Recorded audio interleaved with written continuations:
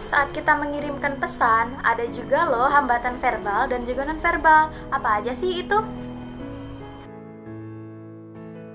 Yang pertama yaitu hambatan verbal. Menurut Buff and Thiel, hal-hal berikut ini dapat menjadi hambatan verbal. Yang pertama yaitu kesalahan dalam pemilihan kosakata, yang kedua kurangnya pembendaharaan kosakata, dan yang ketiga kesalahan dalam penulisan maupun pengucapan, dan yang keempat yaitu perbedaan level antara penerima dan juga pengirim pesan. Hambatan yang kedua yaitu hambatan non-verbal. Hal-hal yang mampu menjadi hambatan nonverbal antara lain 1.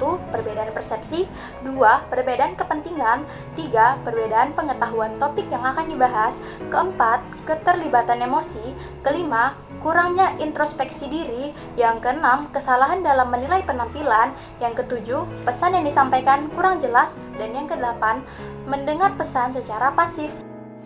Menurut Buff and Thiel, ada loh cara untuk mengatasi hambatan verbal dan non-verbal. Apa aja sih itu?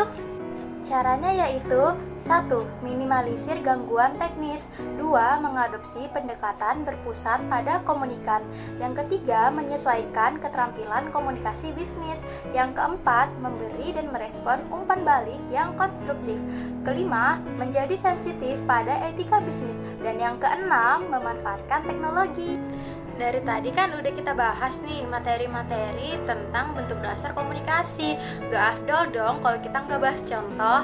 Jadi sekarang kita akan masuk ke contoh-contoh bentuk dasar komunikasi dalam dunia bisnis.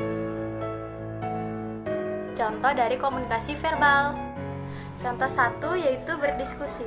Misalnya, Bank BCA akan melakukan peluncuran produk baru yaitu tahapan ekspresi. Maka, manajer pemasaran akan melakukan rapat dengan para bawahannya. Untuk menyempurnakan itu, manajer pemasaran menggunakan komunikasi verbal berupa lisan yaitu penyampaian secara langsung dan juga tulisan berupa PowerPoint. Yang kedua yaitu briefing. Misalnya, Bank BRI setiap pagi sebelum membuka pelayanan mereka melakukan briefing pagi. Oke, sekarang waktunya kita masuk ke contoh komunikasi nonverbal dalam dunia bisnis. Yang pertama adalah mengetuk pintu. Contohnya, Ani adalah sekretaris Tuan Heru selaku manajer keuangan. Nah, untuk menunjukkan sopan santunnya, sebelum ia memasuki ruangan Tuan Heru, ia mengetuk pintu terlebih dahulu. Yang kedua, yaitu mengangkat tangan.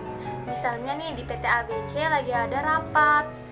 Nah, si Andi, dia berniat untuk memberikan saran. Nah, sebagai sopan santun dan juga tanda dia ingin masuk ke pembicaraan, dia mengangkat tangannya.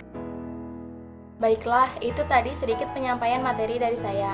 Kurang dan lebihnya mohon dimaafkan. Wabillahi taufiq wal hidayah. Wassalamualaikum warahmatullahi wabarakatuh.